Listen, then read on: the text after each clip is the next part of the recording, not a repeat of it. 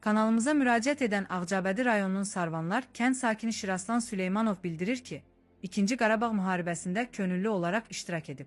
Onun sözlərinə görə, döyüşlər zamanı aldığı kəllə beyin travması səbəbindən dəfələrlə Maştağadakı psixiatriya mərkəzində müalicə alıb və hazırda da müalicəsi davam edir. Buna baxmayaraq, indiyədək əlillik təyinatı ala bilmədiyini deyir. Şikayətçi qeyd edir ki, müharibədən əvvəl Bakıda fəhlə işləyərək ailəsinin dolanışığını təmin edib. Lakin müharibədə aldığı ağır travma səbəbindən hazırda işləmək imkanını itirib və heç bir işə qəbul edilmir. Şiraslan Süleymanovun sözlərinə görə, heç olmasa atasının işlə təmin olunması üçün aidiyyəti dövlət qurumlarına dəfələrlə müraciət etsə də nəticəsi olmayıb. Hazırda oğlunun müalicəsini davam etdirə bilmək üçün atası məcburiyyət qarşısında qalaraq fermada çoban işləyir. Mənim demək istədiyim odur ki, sizdən xahiş edirəm, yəni imkanlı şəxslərdən, nə bilim, mənə köməklik olunsun, heç olmasa bu daxmadan canım qutarsın. Mən hara müraciət elədim, mənim əlilliyimlə bağlı saatın özündədir. Deyib, bir belə sənədim hamısının yararsızdır. Neçə dəvəm bana seydim, Məştəqadan belə məni yatızdırıblar, özüm 97 təvəllüdəm. Heç nə, ancaq Məştəqanın dərmanları, dəqiqədə bir dərman dəyişdirilər. Bu 27 yaşında, 29 yaşında daha adam biləydi bu. Görün, nə abırdayım buna. Bir şey ki, barmağımla tuturam, çösələ barmağımla mən biləyimi tuturam, nə abıra saldım. Hara müraciət elədim, mənim atım Allahın bir süpürgəsi işim vermədilər, çox gördülər. Hara müraciət elədim, axırda mənim valideynim dolanışıq ucbatına, mən hər ay müalicələrimi qarşılamağa görə, Bakı şəhərinə getməyimə görə çıxdılar ferməyə çoban. O çoban işlədiyimiz yerdə nə qədər borcumuz var, 1000 manata yaxın borcumuz var. Atam özü 300 manat maaş işləyir. O da bilinmir ki, bizim dolanışığımızı görsün, yoxsa mənim müalicəmi qarşılasın, mənim Bakıya gəlib gəlməyimi qarşılasın. Nə olsun ki, bu Məştəqanın bu dərmanları mənə pulsuz verirlər. Bunları təzə götürüb gəlmişəm. Bunları mənə gedirəm, pulsuz verib göndərirlər. Bunlarla şey olur və mən bunları almaq üçün gedib Bakıya gəlmək, mən maddi vəziyyətdə bu pulu hardan alım ki, gelim qarşılayım onları. Heç bir yerdən də bir kömək yoxdur, bir şey yoxdur, qalmış çarəsiz vəziyyətdə. Vallahi axırda mən düzə canımdan vermişəm. Nə qədər olar, mən valideyn mənə ki, bir şey ki, desin ki, oğluma, cəmaatın oğlu valideyninə baxanda, xəstə atasının anasına dayaq olanda, mən də onlara yükəm. Vallahi bir mənalı şəkildə yükəm də. Mənə görə onlar əziyyət çəkir fermada. Xəstə dədəm, nənəm o fermada zulüm çəkir. Nədir ki, balam yaxşı olsun. Balam gözümün önündə deyir, çürüyüb gedir, məhv olub gedir. Mən də sabıqları bugün, bu vəziyyət.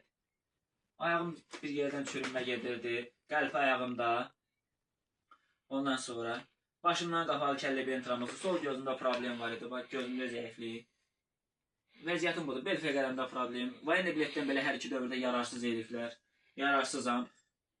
Bunu vermişsiniz, iş də vermirsiniz də, deyirsiniz tam yararsızsan, iş qabiliyyətim yoxdur. Heç olmasa mənim atama bir normal bir yerdən iş verin, iş verin ona. Onu da vermədi, zeybi yoxdur. Getdi fermiyə. Şikayətçi deyir ki, 5 nəfərlik ailə qəzalı vəziyyətdə olan bir otaqlı daxmada yaşayır.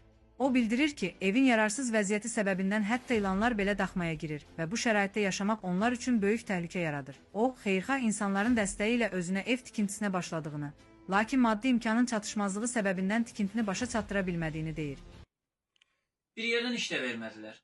Mənim demək istədiyim odur ki, özüm tutmuşam imkanlı şəxslərə, xalqıma, cəmaə köməkliyim, imkanlı şəxslərə, bacılara, qardaşlara, bir Azərbaycan Respublikasının qazisi kimi yox, döyüşçüsü kimi yox, bir vətəndaş kimi, bir balanız kimi, qardaşınız kimi, uşağı kimi sizə xahiş edirəm ki, köməkliyin o evin üstünü heç olmasa vurun. Yağış yağır, başımızdan burada qış olanda damır, tökülür evin içinə. Yay olur, özünüz gördünüz də bayaqlarında mən. Bax, böğrü çəkdiniz evin küncü. Nə gündədir? İlan yuvası, uçuq-uçuq gedib başımıza. İndi fermada atam çoban işləyir. Sabahlarım gəldi, bu evdə biz yaşayamayacaq. Təmiz uçuq dağılıq gedib. Heç olmasa o evin üstünə köməkli olunsaydı. Biraz da olsaydı, o evin üstü tikilsəydi, üstü vurulsaydı da, tikilsəydi deyiləm. Heç olmasa palazla, qarışıq nazarla döşəməli olsa da, divarlarına bir şey çəkməli olsa da yaşayardı. Şiraslan Süleymanov son ümidinin xalqımız və imkanlı şəxslər olduğunu bildirərək, kanalımız vasitəsilə aidiyyəti dövlət qurumlarına, xeyriyyəçilərə və imkanlı insanlara müraciət edir. O, ailəsinin təhlükəsiz şəraitdə yaşaya bilməsi üçün yarımçıq qalan evinin tikintisinin başa çatdırılmasına maddi dəstək göstərilməsini xahiş edir. Məştəqanınkidir, Papalinkilərdir, bütün hospitalınkilər var, hamısı da sırf yararsızam. Onunla belə də nə var? Qrup verirlər nə bir şey. Hər dəfə yazırlar ki, nə bir şey natamam oldu, filan şey nə oldu. Hər dəfə belə imkan ucbatından da adamın da yoxdur, damla düşən yoxdur. Bu dərmanlar nəyə görədir Şiraslan bəy? Ora Məştəqanın dərmanlarıdır. Onlar olmasa mən... Bunu nəyə atırsınız ki? Qız olmaya zada görürdüm, mənim. Qız olmam tutur, mənim uçalan tez əsəbləşirəm. Burada bir şeydən dalaş eləyirəm. Mən demək istədim ki, xahiş edirəm. Azərbaycan xalqından xahiş edirəm. Mənə köməklik olunsun, mənə dəstək olunsun evimin üstünə heç olmasa bura. Evin üstünə hesablatmışıq vəbşə 6000 5800 neçə manat pul edir. Bizim o 6000 də 6000 pul. 6000 də mənim paşda 6000. Onu bizim imkanımız yoxdur ki, onun üstün vuraq. Onu biz çətin məsələdir də. Yəni üzüm tutmuşam Azərbaycan xalqıma. Xahiş edirəm, yəni artıq dərəcədə mənə köməklik edin.